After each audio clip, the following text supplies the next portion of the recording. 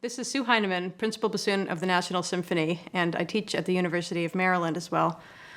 The last movement of the Beethoven Fourth appears on a lot of auditions to test your double tonguing. Beethoven 4 in particular kind of reminds me of a gymnast vault because it's over so quickly, it's almost like it's over before you started. But you take away down the elements and it takes years to kind of figure out how to make this all look seamless and to stick the landing. I like to start practicing things from the end. I find this really helps me to organize my thoughts musically and also to kind of discover what is involved physically and feeling comfortable. Additionally, with excerpts that involve tonguing, I often like to kind of switch back and forth during the practice between single and double tonguing, so I can really listen to the quality of the tonguing that I'm getting and making sure that my double tonguing excerpts don't sound like artillery.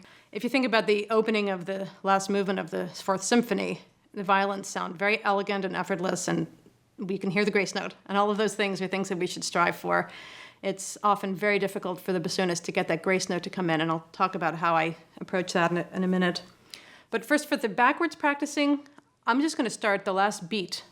I'm going to single tongue it, and I'm just going to kind of listen to how I think I could end that elegantly. And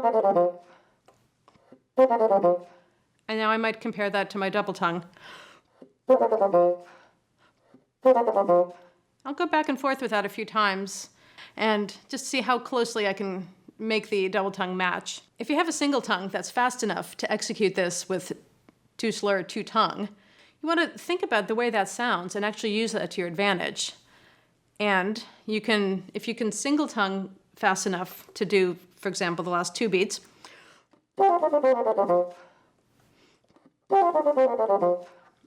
then just replace the second note, the one under the slur, with a K. So you have 3 T's, 1 K per beat. Ta-ka-ta-ta-ta-ka-ta-ta. I find that a lot easier to make it sound graceful.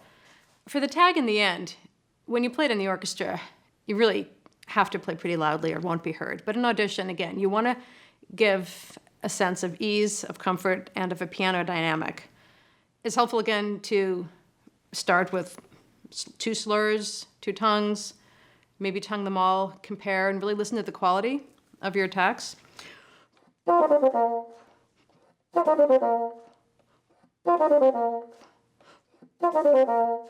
you can hear that you can probably tell which ones I'm double tonguing because the Fs are shorter.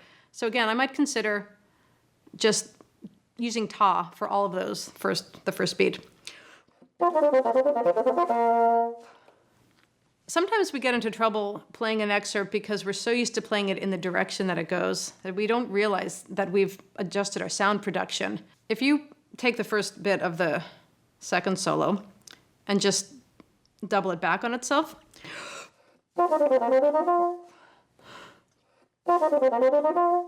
you might find that's a little easier than, because that has a couple of eyebrow furrowing changes of direction. So let's first get this comfortable.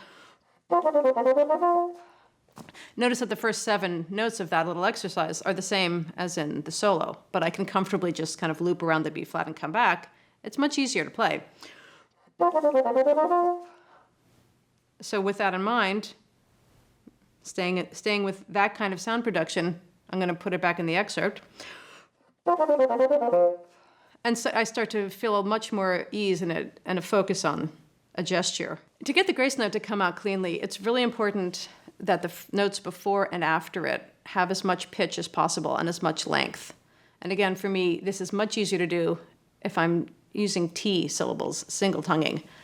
So what I've worked out over a period of years with my double tonguing is that for the beat that follows the grace note, I actually use all T syllables like this. So those are all T's. And one final thing to think about when organizing this, because it's such a fast excerpt, that we want to make sure we don't just always practice starting at the beginning every time. If we're orienting toward the end of the excerpt, Also consider orienting toward the end of each beat within it. So instead of, I'm going to practice. And then I'm going to elongate these notes, first with single tongue, just to get a sense of the rhythm of it. Now I'm going to start introducing the Ks, where I'm putting them, in my case, just the second note of each beat.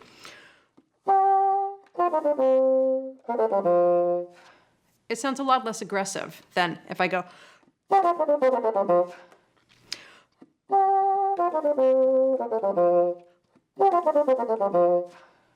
I'm going to add the 3 notes before. And then I'll back up a little bit more.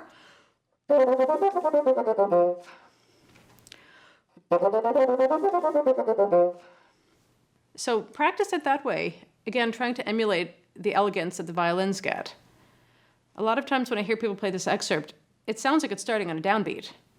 You want to practice preparing it like an upbeat so that the whole excerpt has the kind of shape that the violins are able to do with ease. So I'm going to start it without that first beat now.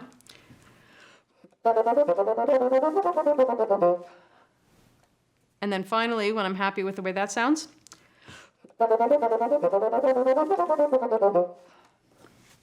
if they have you play in an audition the few notes that follow both of these excerpts, be sure to keep in rhythm and play in tune and observe the dynamic differences.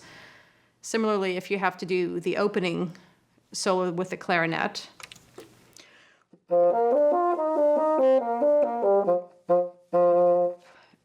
give attention to that and that's the part that's actually exposed in real life. So that excerpt is not about the double tonguing exclusively. It's also about showing that you understand that this is something you're blending with the clarinet. You're going to show a beautiful, elegant line, repeated notes that have some meaning, and again, make sure that they're in rhythm.